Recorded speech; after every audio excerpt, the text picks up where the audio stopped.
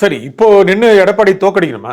எடப்பாடியை தோக்கடிக்கனா எனக்கே கோவம் வருது. நான் தான் இருக்கேன், என்கிட்ட உள்ள வேலைக்காரன்ட்டு, எப்பா நான் அந்த ஊருக்கு போயிட்டு வரேன், மலேசியா போயிட்டு வரேன், இந்த சாவி வச்சுக்க, நான் வந்த வர கொடுன்னு சொன்னா, நீங்க யாரு சூரியனை பார்த்து குலைக்கிறது போல இப்படிலாம் தவறா பேசினார் ஒருமையில. அதாவதுங்க ஒரு நன்றி, அதாவது விசுவாசன்னு இருக்கலாம், துரோகத்துக்கு மறு உருவமே எடப்பாடி தான். போதும், எடப்பாடியை தோற்கடிக்கத்தானே. எடப்பாடியை தோற்கடிக்கல, அவங்களுடைய எய்ம் கட்சி எல்லாரும் ஒருங்கிணைக்கப்படணும். அது சாத்தியம் இல்லங்க. எவ்வளவோ அது அதாவது ஒரு தாய்மைக்கு மேல அதிக பொறுமையோட காத்திருந்தாங்க. ஒரு கமெண்ட்ஸ் கொடுக்கவே இல்லை பாத்தீங்களா? சரி, இப்போ வந்துட்டாங்க. இல்ல இப்போ என்ன ஆகும் தெரியுமா உங்களுக்கு? நிச்சயமா தோக்க போகுது.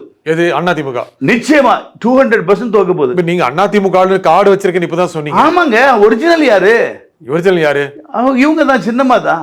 இல்லையே. ஏங்க நீங்க கட்சி இருக்கு. ஏங்க கட்சி தரமா திருடி வச்சிருக்காங்க. அப்படி இல்ல, சட்டப்பூர்வமா. நீங்க சட்டப்பூர்வம் இல்ல. ஏங்க அதாவது படித்தவர் இப்படி எல்லாம் பேசலாம். இல்ல இல்ல, திருடி தான் வச்சிருக்காங்க. இப்படி எல்லாம் சொல்லக்கூடாது. ஐயோ, இந்த பாருங்க, எல்லாரும் அவங்களுக்கு ஃபேவரா இருந்தாங்க. இவங்க எல்லாம் முகவரி இல்லாதவங்க, கேர் ஆஃப் பிளாட்ஃபார்ம்ங்க.